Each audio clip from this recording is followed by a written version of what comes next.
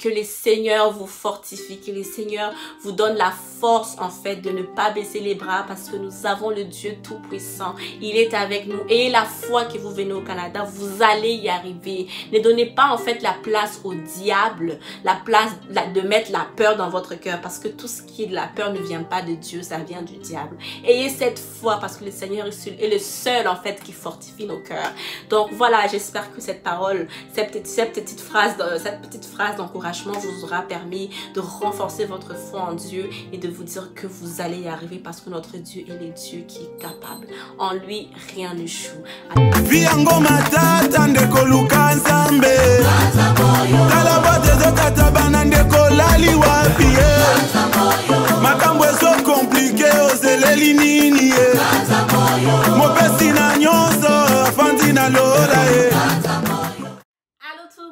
J'espère que vous allez tous et toutes bien. Alors bienvenue à tous et à toutes sur ma chaîne YouTube.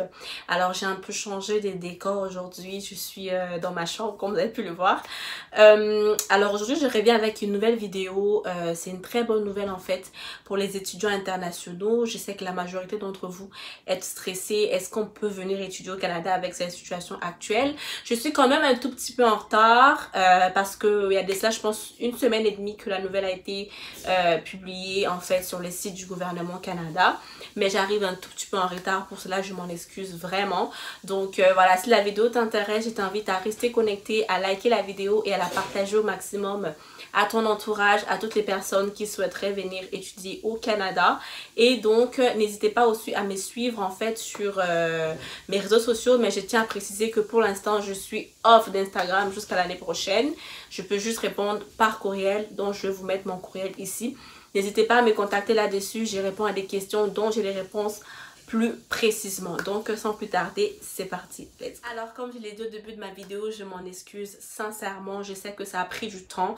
Je pense que la nouvelle a été publiée depuis le 22 octobre. Donc comme je disais, à peu près une semaine et 2 semaines et demie. Je suis sincèrement désolée. Je suis censée faire des vidéos tous les jours pour vous mettre à jour. Pour ça, je m'en excuse vraiment. Trouvez de la place dans votre cœur pour m'excuser. Alors comme je disais, j'ai lu en fait sur les sites du gouvernement Canada que les frontières vont réouvrir pour certains établissements. Alors je vais lire sur mon ordinateur parce que j'ai pas vraiment pris le temps de préparer cette vidéo. Je vais y aller en lisant sur les sites directement. Donc ils disent ici, alors restriction de voyage et exemption pour les étudiants étrangers. Je vais aller très doucement pour que vous compreniez ce que je veux dire.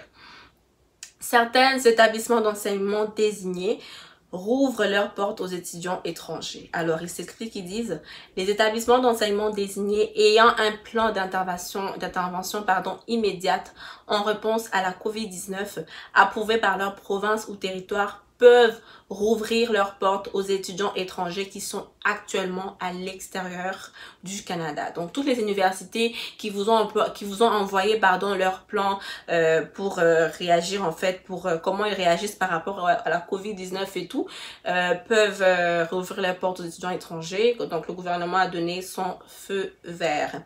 Alors, ils ont aussi mis voir la liste des établissements d'enseignement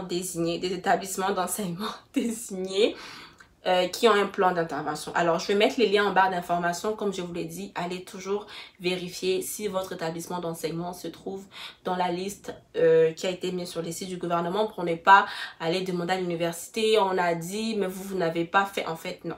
Donc, je vais mettre le lien directement pour que vous alliez voir si votre université, votre collège, votre cégep, n'importe quel établissement d'enseignement a mis en place un plan d'intervention. Alors, petit 1, il dit si vous prévoyez de venir au Canada en tant qu'étudiant étranger après le 20 octobre, votre établissement d'enseignement doit figurer sur la liste, comme je l'ai dit, et vous devez avoir un permis d'études valide ou avoir été approuvé pour un permis d'études. Ils disent également que cela s'applique à tous les étudiants étrangers, que vous venez des États-Unis ou encore de tout autre pays. Donc ici, ils n'ont pas vraiment dit en exemple l'Europe ou en exemple la Chine. Non, c'est tous les pays du monde entier. Deuxième point, ils disent que ces changements ne touchent pas les titulaires du permis d'études qui sont déjà au Canada. Donc là, je parle juste en fait des étudiants internationaux à l'extérieur du Canada actuellement. Donc voilà. Également, ils disent que pour entrer au Canada à titre d'étudiant étranger, ça c'est une nouvelle loi qui est sortie, je pense, il y a 2 jours, ça je l'ai vu, vous devez satisfaire à 2 exigences. 2 exigences. Ils disent, premièrement, vous devez avoir un permis d'études, comme je l'ai dit, ou vous devez fréquenter un établissement d'enseignement, ça je l'ai dit. Et ils disent aussi que votre voyage au Canada sera considéré comme essentiel. C'est déjà très bien parce que quand ils disent essentiel, c'est comme il y a des entreprises qui sont considérées comme essentielles. On parle des épiceries, on parle des hôpitaux, ainsi de suite. Donc déjà, les faits qu'ils considèrent que votre voyage est essentiel, c'est déjà un point vraiment très positif. Et ils disent également qu'en tant qu'étudiant, votre voyage au Canada ne sera pas considéré comme essentiel dans les cas suivants. Alors, déjà, ils commencent par dire que votre voyage sera considéré comme essentiel, mais après ça, ils disent qu'il y a des cas qui font que votre voyage ne sera pas considéré comme essentiel. Écoutons. Le premier cas, ils disent que votre programme d'études a été annulé ou suspendu. Donc, si vous venez ici pour étudier et que votre programme d'études a été annulé ou suspendu, vous n'allez pas rentrer au Canada. Deuxièmement, vous entrez au Canada pour une raison autre qu'étudier. Admettons, vous venez pour visiter vos frères, vos oncles, vos tantes. Il se pourrait qu'on vous refuse l'entrée au Canada. Alors, il y a une application qu'ils ont mis en place qui est super important pour toutes les personnes qui ont déjà eu leur permis d'études et qui sont déjà prêts à venir au Canada. L'application s'appelle ArriveCan. ArriveCan, c'est une application en fait que vous devez télécharger à partir de votre téléphone obligatoirement avant de prendre l'avion. Je le répète, obligatoirement avant de prendre l'avion, s'il vous plaît, obligatoirement, c'est super important, j'insiste sur ça, s'il vous plaît. Alors la vidéo va être un tout petit peu longue parce qu'il y a beaucoup d'informations à donner, c'est des informations super importantes dont je vais vraiment insister en long et en large. Alors comme ils disent que cette application doit être téléchargée sur votre téléphone avant d'arriver à la frontière. Donc, comme je l'ai dit, dès que vous quittez votre pays d'origine, ayez déjà l'application dans votre cellulaire, en fait. C'est très important parce qu'il se pourrait que le Wi-Fi ne fonctionne pas à l'aéroport. Il se pourrait que vous ne trouvez pas de connexion. Donc, avant de quitter votre pays où vous êtes, s'il vous plaît, téléchargez l'application ArriveCan. Ensuite, ils disent que assurez-vous également...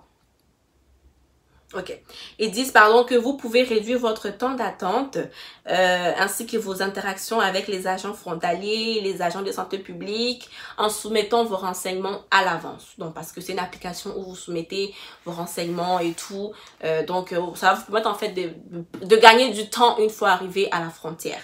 Ils disent également, assurez-vous que votre établissement d'enseignement, votre école figure sur la liste des établissements d'enseignement désignés. Ça, c'est super important. Et ils disent également que lorsque l'agent de service frontalier vous accueille, vous, à l'aéroport, il tiendra compte de plusieurs facteurs, notamment le but de votre voyage. Là, vous dites que je suis venue pour étudier. Votre capacité en fait à vous placer en quarantaine. Il faudrait déjà que vous ayez une adresse. C'est important d'avoir déjà une adresse avant de venir ici, donc de rassurer l'agent que écoute, je viens pour étudier mais j'ai déjà une adresse où je pourrais passer ma quarantaine. L'agent va aussi tenir compte du fait que si vous avez soit le temps de terminer votre quarantaine avant d'assister en personne au cours, ou que l'option d'étudier en ligne pendant votre quarantaine. Dans le fond, il faut vraiment que vous arriviez ici déjà avec une adresse. Moi, ce que je vous conseille, ça serait de déjà réserver un Airbnb pour 14 jours par exemple, ou de déjà réserver un appartement à l'avance, d'avoir déjà vu l'appartement à distance et d'avoir déjà commencé à payer le loyer d'avance. Ça va vraiment vous permettre de ne pas vous faire refouler en fait à l'aéroport une fois arrivé. C'est super important. S'il vous plaît, j'insiste là-dessus.